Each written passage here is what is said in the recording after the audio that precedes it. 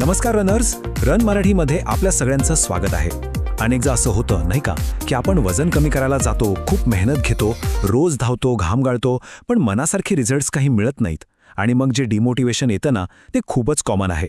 पण काळजी करू नका, हाच तो प्रश्न आहे जो बहुतेक रनर्सना सतावतो की रोज धावून एवढा घाम गाळून सुद्धा तो वजन काटा काही हलायलाच तयार नसतो. का? तर एक गोष्ट लक्षात घ्या, प्रॉब्लेम तुमच्या मेहनतीत नाहीये, तो तुमच्या पद्धतीत आहे, तुमच्या अप्रोचमध्ये आहे. आज आपण अशाच 10 मोठ्या चुकांबद्दल बोलणार आहोत ज्या नकळतपणे आपला फॅट लॉस थांबवतात. आणि हे समजायला सोपं जावं म्हणून आपण या चुकांना वेगवेगळ्या भागांमध्ये विभागलं आहे.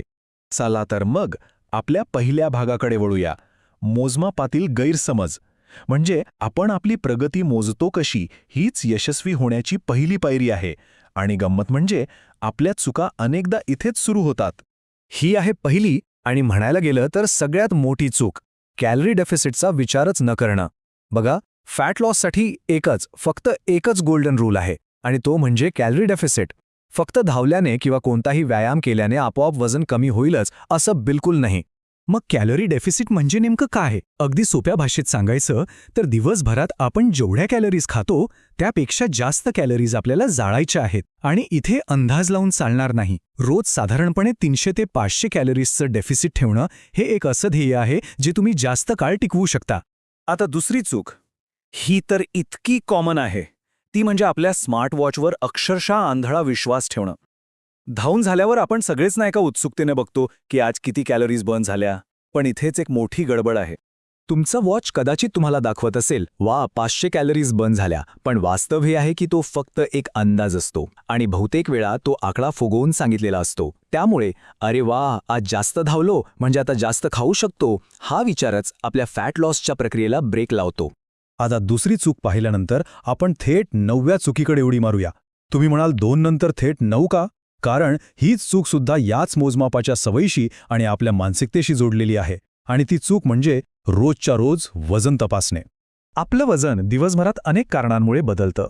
शरीरात किती पाणी आहे, आपले ग्लायकोजन स्टोअर्स किती भरलेले आहेत, स्ट्रेस लेव्हल काय आहे, या सगळ्याचा वजनावर परिणाम होतो.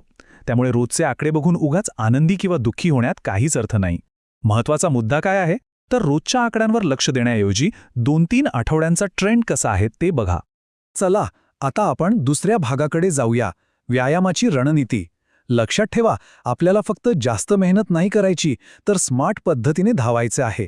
Running smarter, not harder. तर व्यायामातील तिसरी आणि खूप मोठी चूक आहे नेहमी एकाच गतीने धावणे. तोच तो आपला कम्फर्टेबल पेस, जो खूप सोपाही वाटत नाही आणि खूप अवघडही नाही. यालाच रनिंगच्या भाषेत ग्रे झोन म्हणतात आणि बरेच जण याच झोनमध्ये अडकून पडतात. ग्रे झोन म्हणजे अशी गती जी तुमच्या शरीराला रिकव्हर होण्यासाठी पुरेशी सोपी नाहीये आणि तुमची प्रगती घडवून आणण्यासाठी पुरेशी आव्हानात्मकही नाहीये. म्हणजे काय तर शरीर फक्त थकतं पण त्याला पुरेसा फायदा काही मिळत नाही. यावरचा उपाय खरं तर अगदी सोपा आहे. तुमचे जे इझी रन्स आहेत ते खरोखरच खूप हळू करा, इतके की तुम्हाला बोलता आलं पाहिजे. आणि आठवड्यातून एकदा किंवा 2दा स्पीड वर्कआउट्स करा, जसं की इंटरव्हल्स किंवा टेम्पो रन. यामुळेच तुमची क्षमता वाढेल. चौथी चूक, हा तर एक खूप मोठा गैरसमज आहे की मी लांब धावलो म्हणजे माझा फॅट लॉस होणारच. आपल्याला वाटतं की वीकेंडला 2-2.5 तास धावलो म्हणजे खूप कॅलरीज बर्न झाल्या आणि वजन तर आता कमी होणारच. पण खरं चित्र थोडं वेगळं असू शकतं. वास्तव हे आहे की लांब धावल्यानंतर आपल्याला भूक खूप जास्त लागते आणि दिवसभरात आपण नकळतपणे कमी हालचाल करतो.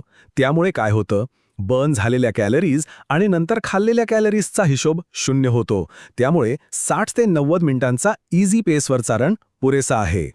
पाचवी आणि अत्यंत महत्त्वाची चूक, स्ट्रेंथ ट्रेनिंगला पूर्णपणे टाळणं. अनेक रनर्सना वाटतं की आपलं काम फक्त धावणं आहे, वजन उचलून काय होणार. पण यामुळे आपल्या मेटाबॉलिझमवर म्हणजे आपल्या शरीराच्या कॅलरीज जाळण्याच्या क्षमतेवर खूप मोठा परिणाम होतो. बघा, जेव्हा आपण वजन कमी करतो तेव्हा फॅटसोबत मसल्स लॉस होण्याचाही धोका असतो. स्ट्रेंथ ट्रेनिंगमुळे आपले मसल्स टिकून राहतात, ज्यामुळे आपला मेटाबॉलिझम हाय राहतो. आणि यासाठी जिममध्ये तासनतास घालवायची गरज नाही. आठवड्यातून फक्त 2दा स्क्वॉट्स, लंजेस आणि पुशअप्स सारखे बेसिक व्यायाम करणंही खूप फायद्याचं ठरतं.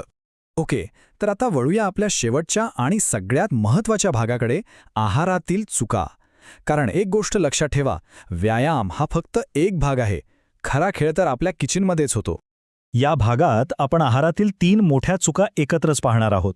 6वी चूक आहे चुकीची टायमिंग, म्हणजे छोट्या रनसाठी गरजेपेक्षा जास्त खाऊन जाणं किंवा लांब रनला मात्र उपाशी पोटी धावून स्वतःला पूर्णपणे थकवणं.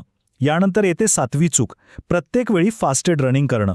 सोप्या छोट्या रनसाठी हे ठीक आहे, पण ज्या दिवशी हार्ड वर्कआउट करायचं आहे त्या दिवशी शरीराला एनर्जीची गरज असते, नाहीतर परफॉर्मन्स कमी होतो.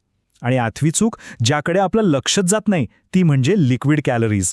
ज्यूस, कोल्ड्रिंक्स किंवा साखरेची कॉफी हे तुमच्या फॅट लॉसच्या प्रवासातले सायलेंट किलर्स आहेत. आणि आता आपण येऊया आपल्या शेवटच्या चुकीकडे. ही आहे चूक क्रमांक 10. आणि ही चूक सुद्धा आपल्या मानसिकतेशी जोडलेली आहे. ती म्हणजे आपली प्रगती अगदी सरळ रेषेत होईल अशी अपेक्षा करणं. आपल्याला वाटतं की एकदा वजन कमी व्हायला लागलं की ते फक्त खालीच जात राहील. पण खरं सांगू, असं कधीच होत नाही. आपली अपेक्षा असते की वजनाचा ग्राफ एकदम सरळ खाली जाईल, पण प्रत्यक्षात तो असा वर खाली होत राहतो. काही दिवस वजन वाढलेलं दिसेल, मग अचानक कमी होईल. हा या प्रवासाचाच एक भाग आहे. त्यामुळे धीर धरणे, संयम ठेवणे हे सगळ्यात महत्त्वाचं आहे. तर मग या सगळ्या चुका टाळून यशस्वी कसं व्हायचं, यासाठी एक अगदी साधा स्मार्ट रनिंग फॉर्म्युला आहे.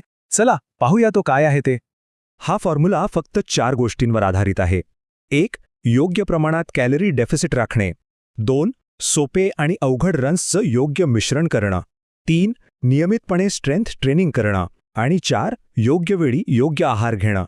पण या सगळ्यांपेक्षा एक गोष्ट जास्त महत्त्वाची आहे, आणि ती म्हणजे सातत्य, कन्सिस्टन्सी. तुम्ही हे सर्व नियम किती सातत्याने पाळता यावरच तुमचं यश अवलंबून आहे. आणि शेवटी फक्त एक गोष्ट लक्षात ठेवा. जर तुमचं धावणं तुम्हाला सहज आणि आनंददायी वाटत असेल, तुमची भूक नियंत्रणात असेल आणि वजन हळूहळू का होईना पण कमी होत असेल, तर याचा अर्थ तुम्ही अगदी योग्य मार्गावर आहात. म्हणून धावत राहा आणि स्मार्ट पद्धतीने धावत राहा.